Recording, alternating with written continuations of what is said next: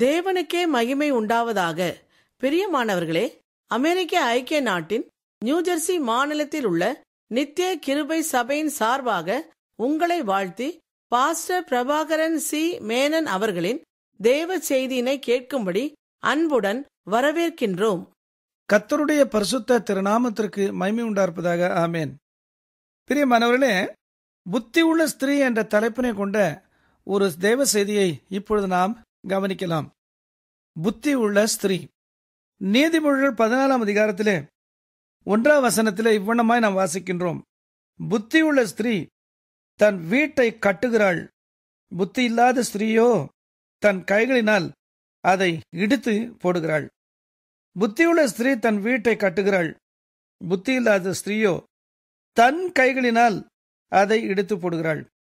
அவளுடைய வீட்டை இடிப்பது யார்? அந்நியர் அல்ல, அந்நியர் அல்ல.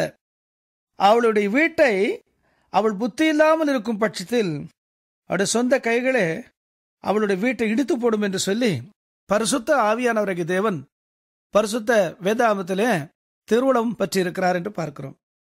பரிசுத்த வேதாகமத்திலே மரியாள் புத்தி உள்ள ஸ்திரீ என்று பார்க்கிறோம். இயேசு கிறிஸ்துவை ஈண்டெடுத்த கன்னி மரியாள் புத்தி உள்ள ஸ்திரீ என்று பார்க்கிறோம். இயேசு கிறிஸ்துவை அவள் கர்ப்பத்திலே பரிசுத்த ஆவியானவராகிய தேவனால் பெறும்போது அவள் கன்னிகையாய் இருந்தாள் என்று பார்க்கிறோம். இயேசு கிறிஸ்துவை பெற்றுவிட்ட பிறகு அவள் தன் கணவரோடு கூட யோசேப்போடு கூட இயல்பு வாழ்க்கைக்குள் அவள் பிரவேசித்து யோசேப்பினால் மற்ற பிள்ளைகளை கர்ப்பம் தரித்து பெற்றாள் என்று பார்க்கிறோம். இயேசு கிறிஸ்துவை பொறுத்த மட்டிலும் பரிசுத்த ஆவியானவராகிய தேவனால் மட்டுமே அவள் கன்னியாய் இருக்கும்போது கர்ப்பத்திலே கிறிஸ்து இயேசுவை பெற்றுக்கொண்டாள் என்று பார்க்கின்றோம். தேவஜனமே, மத்தேயு எழுதின சுவிசேஷம் 1ஆம் அதிகாரத்திலே 18ஆம் வசனம் முதற்கொண்டு 25ஆம் வசனம் வரைக்கும் உள்ள பகுதியை இப்பொழுது நாம் வாசிக்க கேட்போம். இயேசு கிறிஸ்துனுடைய ஜனனத்தின் விவரமாவது, அவருடைய தாயாகிய மரியாள் யோசேப்புக்கு நியமிக்கப்பட்டிருக்கையில் அவர்கள் கூடி வரும் முன்னே அவள் பரிசுத்த ஆவினாலே கர்ப்பவதியானாள் என்று காணப்பட்டது. அவள் புருஷனாகிய யோசேப்பு நீதிமானாய் இருந்து அவளை அவமானப்படுத்த மனதில்லாமல் ரகசியமாய் அவளை தள்ளிவிட யோசனையாய் இருந்தான். அவன் இப்படி சிந்தித்துக் கொண்டிருக்கையில் கர்த்தருடைய தூதன் சொப்பனத்தில் அவனுக்கு காணப்பட்டு, தாவீதின் குமாரனாகிய யோசேப்பே, உன் மனைவியாகிய மரியாளை சேர்த்துக் கொள்ள ஐயப்படாதே, அவளிடத்தில் உற்பத்தியாய் இருக்கிறது பரிசுத்த ஆவினால் உண்டானது. அவள் ஒரு குமாரனை பெறுவாள், அவருக்கு இயேசு என்று பெயரிடுவாயாக, ஏனெனில் அவர் தமது ஜனங்களின் பாவங்களை நீக்கி அவர்களை ரட்சிப்பார் என்றான். தீர்க்கதரிசியின் மூலமாய் கர்த்தராலே உரைக்கப்பட்டது நிறைவேறும்படி இதெல்லாம் நடந்தது. அவன், இதோ ஒரு கன்னிகை கர்ப்பவதியாகி ஒரு குமாரனை பெறுவாள், அவருக்கு இம்மானுவேல் என்று பெயரிடுவார்கள் என்று சொன்னான். இம்மானுவேல் என்பதற்கு தேவன் நம்மோடு இருக்கிறார் என்று அர்த்தமாம். யோசேப்பு நித்திரை தெளிந்து எழுந்து கர்த்தருடைய தூதன் தனக்கு கட்டளிட்டபடியே தன் மனைவியை சேர்த்து கொண்டு அவள் தன் முதற் பேரான குமாரனை பெருமளவும் அவளை அறியாதிருந்து அவருக்கு இயேசு என்று பெயரிட்டாள். இந்த இடத்துல நாம் முக்கியமாய் பார்க்கின்ற காரியம் என்னவென்றால், மத்தேயு 1ஆம் அதிகாரம் 19ஆம் வசனம், அவள் புருஷனாகிய யோசேப்பு நீதிமானாய் இருந்து அவளை அவமானப்படுத்த மனதில்லாமல் ரகசியமாய் அவளை தள்ளிவிட யோசனையாய் இருந்தான். அவள் அவனுக்கு விவாக மனைவியாய் நிச்சயிக்கப்பட்டு இருந்தாள். இன்னும் விவாக வாழ்க்கை ஆரம்பமாகவில்லை. மனைவியாக யோசேப்புக்கு நிச்சயிக்கப்பட்டிருந்த அவள் பரிசுத்த ஆவியானவராகிய தேவனாலே கிறிஸ்து இயேசுவை தன் கர்ப்பத்திலே அவள் பெற்றுக்கொண்ட போது அதை அறிந்த யோசேப்பு அவளை தவறாக நினைத்து விட்டான். இயல்புதான். காரணம் என்னவென்றால், எந்த ஒரு பெண்ணும் ஆணினுடைய உறவு இல்லாமல் கர்ப்பவதியாவது இயற்கையில் இயலாத காரியம். ஆகையால் அவன் அவ்வண்ணமாக சந்தேகித்தது நியாயம் என்றுதான் நாம் சொல்ல வேண்டும். இருப்பினும் எவ்வண்ணமாய் அவள் கர்ப்பத்திலே கிறிஸ்து இயேசுவை பெற்றாள், எவ்வண்ணமாய் அவள் கர்ப்பவதியானாள் என்ற காரியம் இந்த நீதிமானுக்கு தெரியாமல் இருந்தது. மத்தேயு 1:18 இயேசு கிறிஸ்துவினுடைய ஜனனத்தின் விவரமாவது, அவருடைய தாயாகிய மரியாள் யோசேப்புக்கு நியமிக்கப்பட்டிருக்கையில் அவர்கள் கூடி வரும் முன்னே அவள் பரிசுத்த ஆவியினாலே கர்ப்பவதியானாள் என்று காணப்பட்டது. வசனம் 19, அவள் புருஷனாகிய யோசேப்பு நீதிமானாயிருந்து அவளை அவமானப்படுத்த மனதில்லாமல் ரகசியமாய் அவளை தள்ளிவிட யோசனையாய் இருந்தான். பிரியமானவர்களே, இது மிகவும் ஒரு இக்கட்டான ஒரு சூழ்நிலை.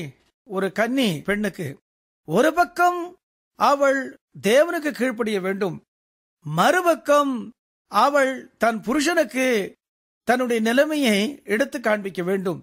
என்னதான் எடுத்து காண்பித்தாலும் எந்த ஒரு புருஷனும் இப்படிப்பட்ட ஒரு நிலைமையை நம்புவதற்கு அவன் ஆயத்தமாக இருக்க இயலாது. இப்படிப்பட்ட நிலையில அவள் என்ன செய்தாள்? நாம் வேதத்தில் பார்க்கிறோம், எங்கேயுமே மரியாள் தன் நிலைமையை யோசேப்புக்கு தெளிவாக எடுத்து காண்பித்ததாக பார்க்க முடியாது. ஏனென்றால் அவள் கன்னி பெண்ணாய் இருந்தாலும், இளம் பெண்ணாய் இருந்தாலும், சிறு பெண்ணாய் இருந்தாலும் அவள் மகா புத்திசாலியாய் அவள் இருந்தாள். அவளுக்கு தெரியும், இந்த காரியத்தை எனக்கு கணவராக நிச்சயிக்கப்பட்டவருக்கு நான் எவ்வளவு வெறுத்து காண்பித்தாலும் அவருக்கு அது விளங்கவே விளங்காது. அவள் ஏற்கனவே கிறிஸ்துவை கர்ப்பத்திலே சுமக்கும் ஒரு நிலைமை ஏற்படுகிறது என்ற காரியத்தை காபிரியேல் தூதனால் கேள்விப்பட்ட பொழுது அவள் சொன்ன வார்த்தை, இதோ நான் ஆண்டவருக்கு அடிமை, உம்முடைய வார்த்தையின்படியே எனக்கு ஆக கடவுது. அடிமை என்று சொன்னால் நிபந்தனை இல்லாமல் தன்னை முற்றிலுமாய் தேவ சித்தத்துக்கு அவள் அர்ப்பணித்தது என்று பொருள். இப்படிப்பட்ட நிலையில புருஷனுக்கு விவரித்தாலும் விளங்காது. ஆனால் அவளுக்கு ஒரே ஒரு காரியம் முழு நிச்சயமாய் தெரியும்.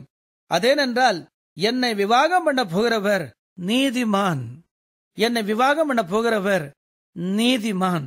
ஆகையால் இன்றைக்கு என்னை அவர் புரிந்து கொள்ளாவிட்டாலும் ஒரு நாளிலே நிச்சயமாக என்னை அவர் புரிந்து கொள்வார் என்ற உறுதி அவளுக்குள் இருந்திருக்க வேண்டும். அது நிமித்தமாகத்தான் தன்னுடைய நிலைமையை தன் புருஷனுக்கு அவள் விவரமாய் எடுத்து காண்பித்ததாக வேதத்திலே நாம் எங்கேயுமே பார்க்க இயலாது. பிரியமானவர்களே, தேவ ஜனமே, விவாகமான தேவ மனுஷிகளாகிய நீங்கள் உங்கள் கணவன்மார்கள் நீதிமான்களாய் இருந்து சில சந்தர்ப்பங்களிலே உங்களுடைய அன்பை விளங்கிக் கொள்ளாமல், உங்களுடைய உண்மையை விளங்கிக் கொள்ளாமல், உங்களுடைய தியாக மனப்பான்மையை விளங்கிக் கொள்ளாமல், உங்களுடைய கடும் சேவையை விளங்கிக் கொள்ளாமல், அவசியமில்லாமல் உங்களுக்கு மனவேதனையாய் காணப்படும் போது நீங்கள் கேட்க வேண்டிய ஒரே ஒரு கேள்வி, என் கணவர் நீதிமானா? என் கணவர் நீதிமானா? நீதிமான் என்றால் புதிய ஏற்பாட்டிலே அதற்குரிய விளக்கத்தை நாம் ரோமர் 5 9 நாம் பார்க்கின்றோம். ரோமர் 5 9 வாசிக்க கேட்போம். இப்படி நாம் அவருடைய இரத்தத்தினாலே நீதிமான்களாக பட்டிருக்க, கோபாக்கினைக்கு நீங்களாக அவராலே நாம் ரட்சிக்கப்படுவது அதிக நிச்சயமாமே. ரோமர் 5 இயேசு கிறிஸ்துவின் இரத்தத்தினாலே பாவங்கள கழுவப்பட்ட ஒவ்வொருவரும் நீதிபரர்கள் என்று பார்க்கின்றோம். ரோமர் 5 இப்படி நாம் அவருடைய, அதாவது இயேசு கிறிஸ்துவினுடைய இரத்தத்தினாலே நீதிமான்களாக்கப்பட்டிருக்க, இயேசு கிறிஸ்து சிலுவையிலே நமக்காக பலியாகி வடித்து ஊற்றி கொடுத்த அவருடைய இரத்தத்தினாலே பாவங்கள நாம் கழுவப்படும் போது நம்மை தேவன் நீதிபரர்களாக மாற்றுகிறார். பிரியமானவர்களே, சகோதரிமார்களே, தாய்மார்களே, உங்களுடைய கணவன்மார்கள் இயேசு கிறிஸ்துவின் இரத்தத்தால் பாவங்கள கழுவப்பட்டதால் நீதிமான்களா இருக்கின்றார்களா? இயேசு கிறிஸ்துவின் இரத்தத்தால் பாவங்கள கழுவப்பட்டு அதனாலே ரட்சிக்கப்பட்டவர்களாய் எப்போதும் யோசேப்பு போல கர்த்தருக்கு பயந்தவர்களாக, உத்தவர்களாக, உண்மை உள்ளவர்களாக, சுத்த மனசாட்சி உள்ளவர்களாக, ஒரு படி அதிகமாய் சொல்ல போனால் கர்த்தருக்கு ஊழியம் செய்கிறவர்களாக, பகுதி நேர ஊழியமோ அல்லது முழு நேர ஊழியமோ செய்கிறவர்களாக, மனைவிக்கு உண்மையா இருக்கிறவர்களாக, எல்லா காரியத்திலும் சால சிறந்தவர்களாய் இருப்பினும் மனைவியை அவர்கள் விளங்கிக் கொள்ளாத நேரங்கள் வருவது உண்டு. பிரியமானவர்களே, என்னுடைய வாழ்க்கையிலையும் நான் 1965 நவம்பர் 21 இயேசு கிறிஸ்துவின் இரத்தத்தினாலே கழுவப்பட்டேன். இயேசு கிறிஸ்து என் உள்ளத்துக்குள் வந்தார். அந்த வினாடி முதற்கொண்டு நான் இயேசு கிறிஸ்துவுக்கு முற்றிலுமாய் அடிமையானேன். இது 1965 நவம்பர் 21 நடந்த நிகழ்ச்சி. 1974 தான் எனக்கு விவாகமானது. விவாகமான பிறகு என் மனைவிக்கு நன்றாக தெரியும், என் மனைவியும் இயேசு கிறிஸ்துவின் இரத்தத்தால் பாவங்களற கழுவப்பட்டு ரட்சிக்கப்பட்டவர்கள். என்னை போன்றே அவர்கள் பிதா, குமாரன், பரிசுத்த ஆவியானவராகிய திரேக தேவ நாமத்தினாலே ஒரு பரிசுத்தவானுடைய பரிசுத்த கரங்களாலே ஜலத்தில் மூழ்கி ஞானஸ்நானம் பெற்றவர்கள். என்னைப் போலவே அந்நிய பாஷை அடையாளத்தோடு பரிசுத்தாவின் அபிஷேகத்தையும் அவர்கள் பெற்றவர்கள். ஒரு ஆபரணமும் அவர்களுக்கு கிடையாது. லுதரன் சபையை சேர்ந்த அவர்கள் கர்த்தர் தன்னோடு பேசினார் என்ற காரணத்தினாலே அதை ஏற்றுக்கொள்ள முடியாமல் 1 மாதம் தவித்துக் கொண்டிருந்தார்கள். அந்த 1 மாதத்திற்கு பிறகு கர்த்தருக்கு கீழ்ப்படுகிறேன் என்று சொல்லி தன்னுடைய ஆபரணங்கள் அனைத்தையும் கர்த்தருக்கென்று அவர்கள் விட்டு விட்டார்கள். காலம் சென்ற பாஸ்டர் ஜி. சுந்தரையா அவருடைய பரிசுத்த கரங்களால் தான் எங்களுடைய விவாகமும் நடைபெற்றன. யாவும் மிக சிறப்பாய் இருந்தது. எங்களுடைய விவாகத்துக்கு வந்த ஒரு பெரியவர் பிறகு சொன்னதை என் செவிகளால் நான் கேட்டேன். அவர் சொன்னார், இந்த மனுஷனுடைய விவாகத்திலே தேவனுடைய சமூகத்தை உணர்ந்தோம் என்று. காரணம் என்ன? பரிசுத்தவான்களால் நடத்தப்பட்ட விவாகம், ஜபமும் ஆராதனையும் பரிசுத்தமான கர்த்தருடைய வசனங்கள் பகிர்ந்து கொடுக்கப்பட்டதுமான மகிமையான ஒரு நிலைமையாக, மகிமையான ஒரு சூழ்நிலையாக, மகிமையான ஒரு விவாகமாக அந்த விவாகம் இருந்தது. பிரியமானவர்களே, எவ்வளவு சிறப்பா இருந்தது. எங்களுக்கு தெரியும் என் மனைவி ரட்சிக்கப்பட்டவர்கள், என் மனைவிக்கு தெரியும் என் கணவர் ரட்சிக்கப்பட்டவர். இப்படி எல்லாம் சிறப்பா இருந்தாலும் தேவஜனமே, ஆவிக்குரிய வளர்ச்சி அந்த காலத்திலே இந்த அளவுக்கு கூட இல்லாததுனாலே தேவஜனமே, குறைபாடுகள் எனக்கு ஏராளமாக இருந்தது. இது நிமித்தமாக என் மனைவியை நான் விளங்கிக் கொள்ளாத சூழ்நிலைகள் எத்தனையோ சந்தர்ப்பத்திலே வந்தன. தேவஜனமே, இயல்பாகவே தமிழ் பெண்களைப் போல மட்டுமல்ல, கர்த்தருக்கு பயந்த மகளாய் கணவர் தன்னை விளங்கிக் கொள்ளாத நேரங்கள் வரும்போது அமைதலாக மௌனமாக இருந்து அவள் செய்த ஒரே ஒரு காரியம், ஜெபித்துக் கொண்டே இருந்தார்கள். இன்னும் தன்னாலே தாங்க முடியவில்லை என்ற நிலைமை வரும்போது அதிகமாய் உபவாசித்து ஜெபித்தார்கள். பிற்காலத்தில் பிரியமானவர்களே, அவர்களுடைய காரியங்கள் அனைத்தையும் கர்த்தர் எனக்கு தெளிவாய் காண்பித்த நிலையிலே இன்றைக்கு நாங்கள் முப்பரி நூலாக இயேசு கிறிஸ்துவோடு இணைந்து பிணைந்து இசைந்து வாழுகிறோம். நாங்கள் கர்த்தருக்காக ஊழியம் செய்யும் போது இருவரும் ஏக மனதோடு ஏக சிந்தையோடு ஒரே ஆவியாய் நாங்கள் ஊழியம் செய்கிறோம். தேவ ஜனமே, இந்த இடத்தில் நாம் பார்க்கும்போது மரியாள் தன் கணவர் தன்னை விளங்கிக் கொள்ளாத நிலைமை வந்த பொழுது அவள் விளக்கினாலும் இதை எடுத்து தன் கணவனுக்கு எடுத்து சொன்னாலும் அவருக்கு விளங்காது என்று அவள் அறிந்ததனாலே மௌனமா இருந்தாள். ஆனால் ஒன்றை பார்க்க முடியும், நாம் அவளுக்கு ஒன்று தெரியும், என் கணவர் நீதிமான், ஆகையால் என்னை ஒரு நாளைக்கு புரிந்து கொள்வார் என்று சொல்லி அவள் முற்றிலுமா தன்னை கர்த்தருக்கு அர்ப்பணித்து அவள் வாழ்ந்ததனாலே பிரியமானவர்களே, வேதம் சொல்லுகிறது, அந்த நீதிமானாகிய யோசேப்பை ஒரு தேவதூதன் சொப்பனத்திலே சந்தித்தான் என்று நாம் பார்க்கிறோம். அதை 20ஆம் வசனத்திலே பார்க்கிறோம். மத்தேயு 1ஆம் அதிகாரம் 20ஆம் வசனத்திலே, அவன் இப்படி சிந்தித்துக் கொண்டிருக்கையில் கர்த்தருடைய தூதன் சொப்பனத்தில் அவனுக்கு காணப்பட்டு, தாவீதின் குமாரனாகிய யோசேப்பே, உன் மனைவியாகிய மரியாளை சேர்த்துக் கொள்ள ஐயப்படாதே, அவளிடத்தில் உற்பத்தியாய் இருக்கிறது பரிசுத்த ஆவியினால் உண்டானதென்று சொன்னான். கர்த்தர் கோடாக்குடி ஸ்தோத்திரம். தேவஜனமே, நான் சில வேளையிலே யோசிப்பேன், என் மனைவி தசமபாகம் கொடுப்பதிலேயும் காணிக்கைகளை கொடுப்பதிலேயும் கர்த்தருடைய பரிசுத்தர்களை அவள் உபசரிப்பதிலேயும் ஏதாகிலும் குறைவு இருக்கிறதா என்று ஆங்கிலத்தில் க்ளோஸ் சூப்பர்விஷன் என்று சொல்லுவார்கள். அப்படி நான் கவனித்துக் கொண்டே இருப்பேன். ஒரு நாள் கர்த்தர் எனக்கு சொன்னார், மல்கியா 2ஆம் அதிகாரம் 15ஆம் வசனத்திலே, அவர் ஒருவனை அல்லவா படைத்தார், ஆவி அவரிடத்தில் பரிபூர்ணமா இருந்ததே, பின்ன ஏன் ஒருவனை படைத்தார்? தேவ பக்தி உள்ள சந்ததியை பெரும்படிதானே. அவர் ஒருவனை அல்லவா படைத்தார், ஆவி அவரிடத்தில் பரிபூர்ணமா இருந்ததே, ஆவி அவரிடத்தில் பரிபூர்ணமா இருந்ததே, பின்ன ஏன் ஒருவனை படைத்தார் என்று சொன்னார். என்ன அர்த்தம் என்றால், ஆதாமின் நாசியிலே ஊதின தேவனாய் கர்த்தர் ஏவாளுடைய நாசியிலே ஊதினதாக வேதத்தில் நாம் எங்கேயுமே பார்க்க முடியாது. அவருடைய ஞானார்த்தம் என்னவென்றால், அவனுக்குள் எந்த தரிசனத்தை வைத்தாரோ அதே தரிசனம் தான் அவளுக்குள்ளும் இருக்க வேண்டும் என்று சொல்லி அவன் நாசிலே ஊதினவர் அவள் நாசிலே ஊதாமல் அவன் விலாவிலிருந்து எடுத்த அந்த எலும்புக்குள் அந்த ஜீவ சுவாசம் இருந்தது. ஆகையால் அவன் விலாவிலிருந்து எடுக்கப்பட்ட அந்த எலும்பினால அவளை உருவாக்கும் போது அவளுக்குள் ஆதாமின் நாசிலே தேவனாய் கர்த்தர் ஊதின அதே சுவாசமே அவளுக்குள்ள இருந்ததுனாலே தேவனுடைய ஒரே தரிசனம் இருவருக்கும் இருந்தது. அவனமே தேவன் எனக்கு சொன்னார், உனக்கு நான் என்ன தரிசனம் கொடுத்திருக்கிறேனோ உன் மனைவிக்கு அதே தரிசனம் கொடுத்திருக்கிறேன். காரணம், நீ இஷ்டப்படி விவாகம் பண்ணினவன் அல்ல. கர்த்தருடைய பரிபூர்ண சித்தத்தை நீ அறிந்து பெரியோர்கள் வாயிலாக கொண்டு வரப்பட்ட மகளாய் இருந்தாலும் தேவ சமூகத்திலே தனித்து தேவ சித்தத்தை தெரிந்து கொள்ள வேண்டும் என்று நீ ஜெபித்து பிறகு தேவனுடைய பரிபூர்ண சித்தம் தான் இந்த மகளை நான் விவாகம் பண்ணுவது என்று அறிந்த பிறகு விவாகம் பண்ணினாய்.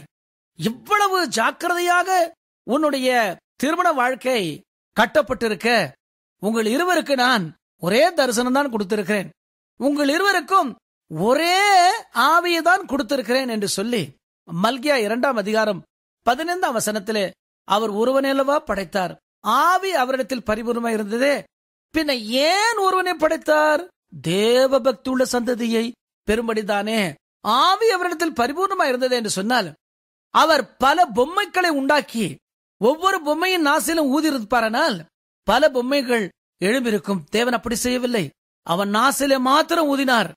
அதே சுவாசம், தேவனுடைய அதே விருப்பம், தேவனுடைய அதே தரிசனம் தான் அவளுக்குள்ளும் இருக்க வேண்டும் என்பதற்காகத்தான் ஏராளமான ஆவி அவருக்கு இருந்தும் ஒரே ஒரு முறை ஆதாமின் நாசிலே ஊதினார். அவனுடைய மனைவியுடைய நாசிலே ஊதவில்லை என்று பார்க்கிறோம். தேவ ஜனமே, என் மனைவிக்கு ஒன்று தெரியும், என் கணவர் கர்த்தருக்கு மிகவும் பயந்தவர், என் கணவர் எனக்கு மிகவும் உண்மையாக இருப்பவர், என் கணவர் கர்த்தரே கெதி என்று கிடப்பவர், என் கணவர் கர்த்தருக்காக ஊழியம் செய்வதிலே மிகவும் தன் வாழ்க்கையை அர்ப்பணித்தவர். இப்படி இருக்க இந்த சில காரியங்களில் என் கணவர் என்னை விளங்கிக் கொள்ளவில்லையே என்று அவர்கள் உள்ளத்திலே எண்ணும் போதெல்லாம் அவர்களுக்கு ஒன்று தெரியும், என் கணவர் இயேசு கிறிஸ்துவின் இரத்தத்தால் நீதிகரிக்கப்பட்டிருக்கிறபடியாலே அவர் ஒரு நாளைக்கு என்னை புரிந்து கொள்வார். என் பிள்ளைகளும் வளர்ந்தன. ஒரு முறை என் மகன் கேட்டானாம், ஏன் அப்பா இவ்வண்ணமாக சில வேளையில கோபப்படுகிறார் என்று சொல்லி. அப்பொழுது என் மனைவி தன் மகனுக்கு சொன்ன வார்த்தை, பிற்காலத்திலே கர்த்தர் அப்பாவை மிக சிறப்பாய் ஊழியத்தில் பயன்படுத்த போகிறார். ஆகினால்தான் சத்துரு சில வேளையிலே அப்பாவுக்கு பல இடையூறுகளை விளைவிக்கிறான். ஆனால் பிற்காலத்தில் அப்பாவை கர்த்தர் நல்ல ஒரு ஊழியக்காரனாக அவர் பயன்படுத்துவார் என்று சொன்னார்கள்.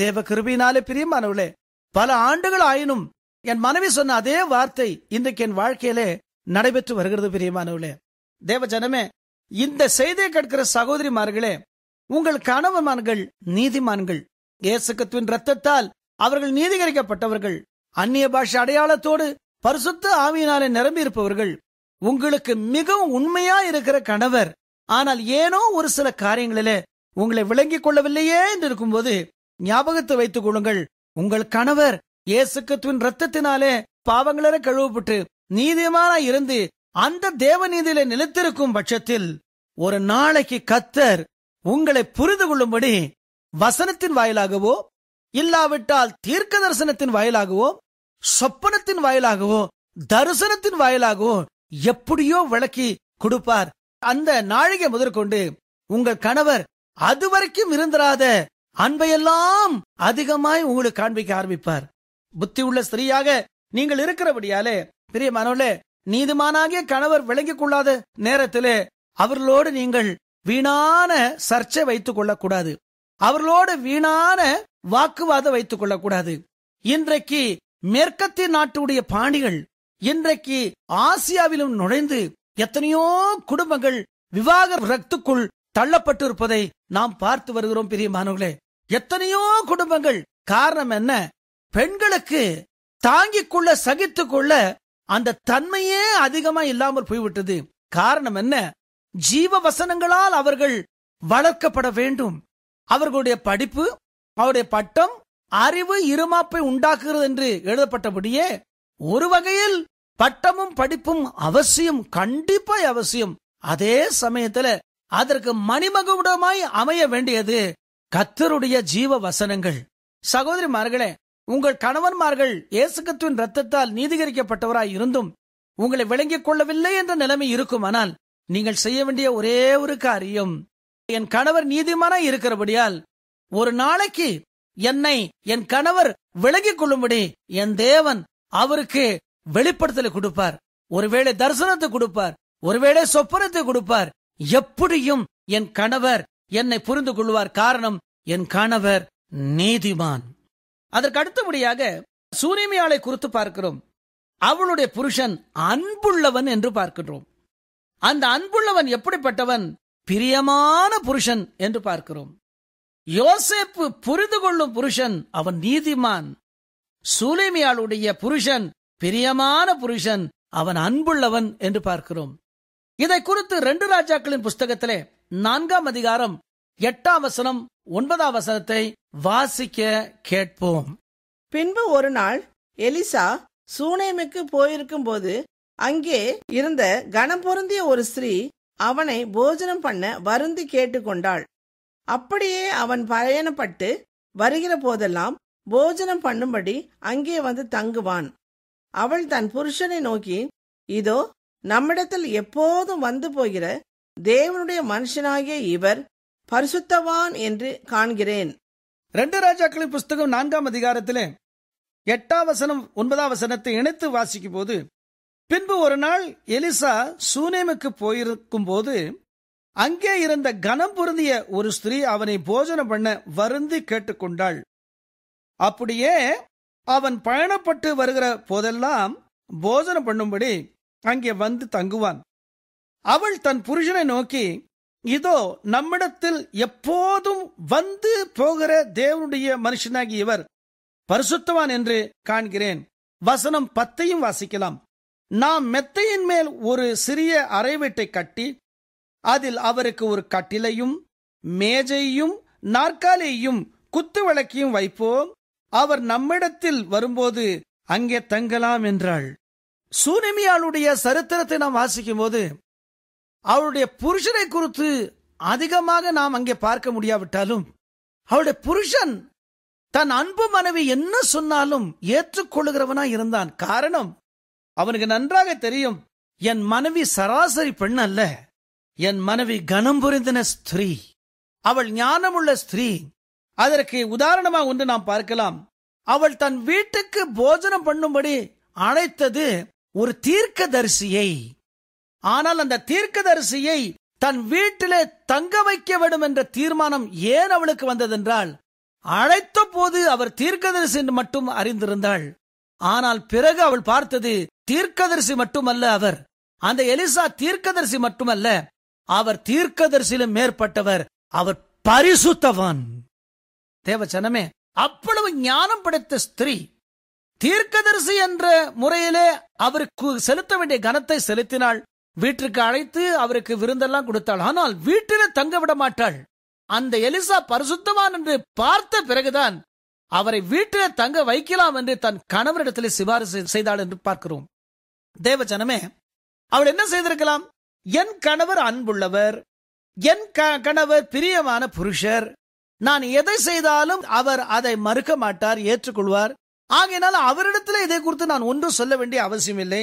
நானே மெத்தையின் மேல் ஒரு சிறிய அறை வீட்டை கட்டி அதில் தீர்க்கதரிசிக்கு ஒரு கட்டிலையும் மேஜையும் நாற்காலியும் குத்து விளக்கையும் நானே வைக்க போகிறேன். நான் எல்லாம் செய்தால் ஏனம்மா செய்கின்றாய் என்று கேட்பாரானால் என் கணவர் இந்த தீர்க்கதரிசி பரிசுத்தவான் என்று பார்த்ததுனாலே நம் வீட்டில் தங்கலாம், ஆகினாலே அவருக்காக இவ்வளவு ஏற்பாடுகளை செய்தேன் என்று சொன்னால் கணவர் ஒன்று சொல்ல மாட்டார். ஆனால் அவள் அப்படி செய்யவில்லை.